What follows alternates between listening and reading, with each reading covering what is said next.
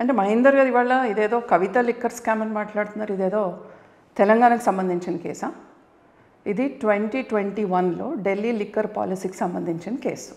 అక్కడ ఒక కొత్త లిక్కర్ పాలసీ తీసుకురావాలని చెప్పి గ్రూప్ ఆఫ్ మినిస్టర్స్తో ముందు ఒక కమిటీ వేసి వారు ఒక లిక్కర్ పాలసీని తీసుకొచ్చి అమలు చేశారు ఢిల్లీలో.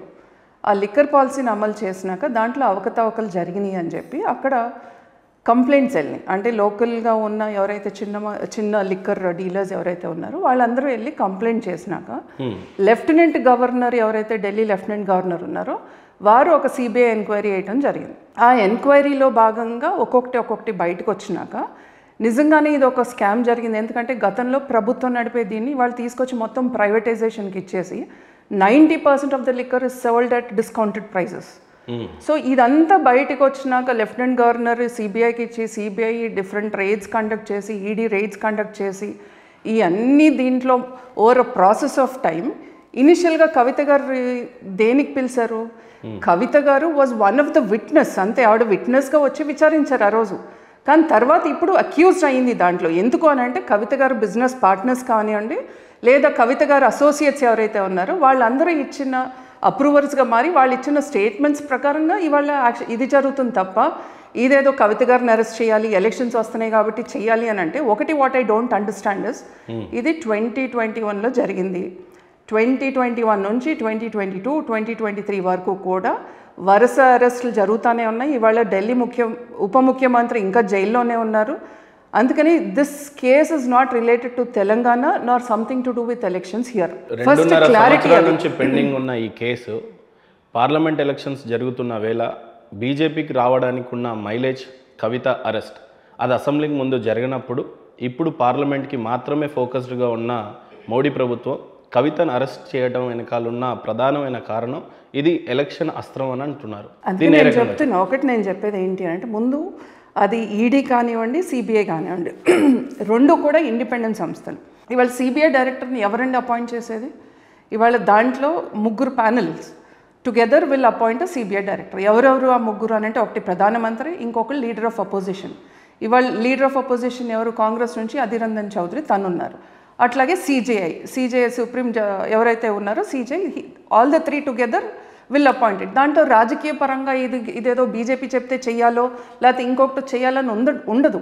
సో డెఫినెట్గా ఈ ఇండిపెండెంట్ సంస్థలు వాళ్ళు ఎట్లా యాక్ట్ చేస్తాయంటే వాళ్ళకి వచ్చిన ఆధారాలను బట్టి చేస్తారు తప్ప ఇవాళ ఎలక్షన్స్ ఉన్నాయి లేకపోతే ఎలక్షన్స్కిను ఇన్వెస్టిగేషన్ ఏజెన్సీస్కి రెండు కూడా ఇవాళ ఎలక్షన్స్ ఉన్నాయి కాబట్టి మీరు ఇన్వెస్టిగేషన్ మానేయమని చెప్పి మీరు ఏజెన్సీస్ చెప్పదలుచుకుంటే I leave it to you all. నాకు తెలిసినంత వరకు they will keep doing their own work. The law will take its own course. వాళ్ళకి ఆధారాలు ఎప్పుడు వచ్చినాయి ఏమొచ్చినాయి దాన్ని బట్టి వాళ్ళు వెళ్తారు తప్ప ఎలక్షన్స్ ఉన్నాయా ఎలక్షన్స్ లేవా అనేది కాదు. ఇవాళ నాకు అర్థం కాని విషయం ఏంటి అని అంటే ఆ రోజు అసెంబ్లీ ఎలక్షన్స్ అప్పుడేమో మీరు కవితను ఎందుకు అరెస్ట్ చేయాలా, బీఆర్ఎస్ బీజేపీ ఒకటే, కవితను అరెస్ట్ చేస్తే మీరు గవర్నమెంట్లోకి వస్తారని. ఆ రోజు కూడా మేము చెప్పింది ఏంటి అని అంటే as a opposition party here we believe that anybody who's done something. ఇవాళ నిజంగానే నువ్వు స్కామ్లో దాంట్లో ఉంటే యూ విల్ బి అరెస్టెడ్ అనేది మేము చెప్పాం ఆ రోజు. అంతేగాని మేము అరెస్ట్ చేస్తాం. ఇప్పుడు Bharatiya Janata Party is a political party which will not go and arrest somebody. అంతేగాని ఇవాళ అక్కడ సంస్థలు చేయాల్సిన పని అది. సో సంస్థలకి ఆ రోజు వచ్చిన వాళ్ళ ఇన్వెస్టిగేషన్లో వాళ్ళకి వచ్చిన ఆధారాలను బట్టి ఆ రోజు వాళ్ళు చేశారు. ఆ రోజు కూడా మీరు చూసుకుంటే కవిత కోర్టుకి వెళ్ళి నాట్ టు అరెస్ట్ అనేది November 30th వరకు ఆవిడ తెచ్చుకున్న ఇది. మీకు తెలిసి లిక్కర్ స్కామ్లో కవిత గారి పాత్ర ఏ రకమైన పాత్ర అంటే ఏం చెప్తారు? ఇవాళ కవిత గారి పాత్ర ఉందా లేదా అనేది ఫస్ట్ ఇప్పుడు దాకా కవిత ఎక్కడన్నా డినై చేసిందా?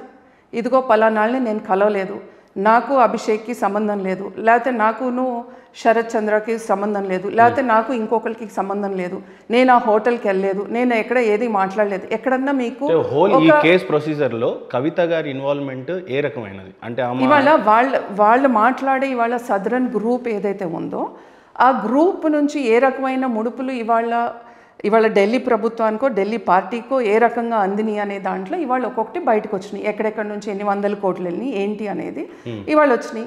అందుకని నేనంటే ఇవాళ కవిత గారి అసోసియేట్స్ ఎవరైతే ఉన్నారో కవిత గారి దగ్గర ఉన్న తన అసోసియేట్స్ వాళ్ళు అప్రూవల్గా మరి వాళ్ళు ఇచ్చిన స్టేట్మెంట్స్ ప్రకారం ఇవాళ ఈడీ ఈజ్ యాక్టింగ్. ఇవాళ గతంలో ఆవిడ్ని పిలిచింది దేనికి, ఎంక్వైరీ కోసం దేనికి పిలిచిందో ఒక ఎవిడెన్స్గా పిలిచారు. కానీ ఇవాళ పరిస్థితి ఏంటి? ఇవాళ ఆవిడ ఒక అక్యూజ్డ్గా ఉన్నారు. అక్యూజ్డ్గా ఈవెన్ ఈడీ కూడా అక్యూజ్డ్గా చేర్చారు, సిబిఐ కూడా అక్యూజ్డ్గా చేర్చారు. చేర్చినాక డెఫినెట్గా వాళ్ళు వస్తారు. ఇవాళ మనీ లాండరింగ్ కేసు ఉన్నప్పుడు, డెఫినెట్గా మనీ లాండరింగ్ కేసు ఉన్నప్పుడు దే కెన్ అరెస్ట్, విచారణ ప్రాసిక్యూషన్ చేస్తారు. దాంట్లో ఎవరు అతీతం కాదు. అది కవిత అయినా సరే, ఇంకొకరైనా సరే. ఇవాళ చీఫ్ మినిస్టర్స్ డాటరో లేకపోతే ఎక్స్ చీఫ్ మినిస్టర్స్ డాటరో కాబట్టి మీరు ఇది చేయకూడదు అనేది ఏముండదు. ఎవ్వరూ కూడా దేనికి అతీతం కాదు లాకి. Everybody will have to face. దాదాపుగా ఈ కేసులో ఇన్వాల్వ్ అయిన ప్రతి ఒక్కరిని అరెస్ట్ అయినట్టుగానే తెలుస్తూ ఉంది, ఇంక్లూడింగ్ కవితతో పోలిస్తే. A1 ఉన్న కేజ్రీవాల్ని అరెస్ట్ చేస్తారా? ఈరోజు ఆయన యాంటిసిపేటెడ్ బెయిల్ తీసుకొని వచ్చి బయటకు వచ్చాడు. సో ముందు ముందు కేజ్రీవాల్ని కూడా అరెస్ట్ చేస్తారా? నిజంగా అరెస్ట్ చేసే సత్తా అంటే బీజేపీ ఉందా? ఇది మీరు అడగాల్సింది ఎవరిని? ఈడీనో సిబిఐనో అడగాల్సిన క్వశ్చన్. ఇవాళ మీరు భారతీయ జనతా పార్టీ నీ క్వశ్చన్ ఎందుకు అడుగుతున్నారు? Because this is not the investigation that we're doing.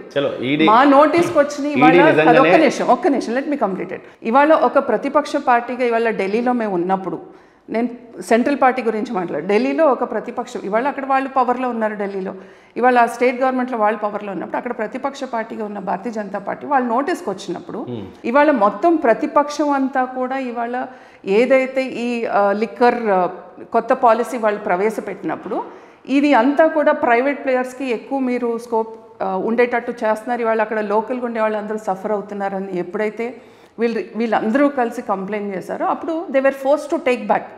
A bill అయితే ఇంట్రడ్యూస్ చేశారో ఆ బిల్లుని వెనక్కి తీసుకునే పరిస్థితి ఇవాళ ఆ ప్రభుత్వానికి ఉండి మళ్ళీ పాత బిల్నే ప్రవేశపెట్టి ఏం చేశారో ఇవన్నీ తెలుసు. అందుకని నేనన్నా ఓవర్ మెనీ చాలా ఇన్వెస్టిగేషన్స్ చేసినాక, చాలా రైడ్స్ చేసినాక, చాలా ఇవన్నీ సేకరించినాక, ఐ మీన్ చాలా ప్రూఫ్స్ ఎవిడెన్సెస్ అన్నీ సేకరించినాక ఎందుకు ఇవాళ అక్కడ ఉప ముఖ్యమంత్రి వాళ్ళు జైల్లోనే ఉన్నారు, ఆయనకి ఎందుకు బెయిల్ రావట్లా అంటే డెఫినెట్గా ఏదో జరిగితేనే కదా.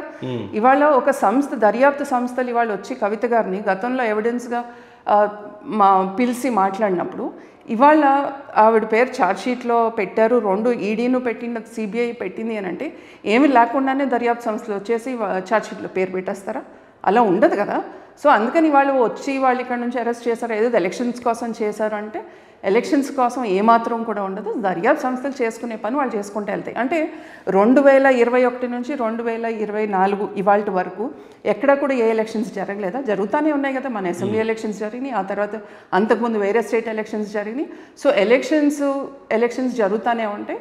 దర్యాప్తు సంస్థలు చేయాల్సిన సర్చ్ వారెంట్ నోటీస్తో వచ్చినటువంటి ఈడీ పథకం ప్రకారంగానే ప్లాన్ చేసి ఫ్లైట్ టికెట్స్ ముందుగానే బుక్ చేసి ట్రాన్సిట్ నోటీస్ లేకుండా ఒక ఆడబిడ్డని నైట్ టైం అరెస్ట్ చేస్తున్నప్పుడు ఏ రకంగా చూడొచ్చు ఈ కేసుని? అంటే అసలు ముందు బేసిక్లీ ఇవాళ గతంలో కాళేశ్వరం ప్రాజెక్ట్ కట్టినప్పుడు ఇంజనీర్ తానే ఈ మొత్తం డిజైన్లన్నీ మార్చినట్టు అట్లాగే ఇవాళ కేటీఆర్ గారు నిన్న అక్కడికి వెళ్ళి మాట్లాడిన తీరు చూస్తుంటే ఆయనే పెద్ద లాయర్ అన్నట్టుగా మాట్లాడారు.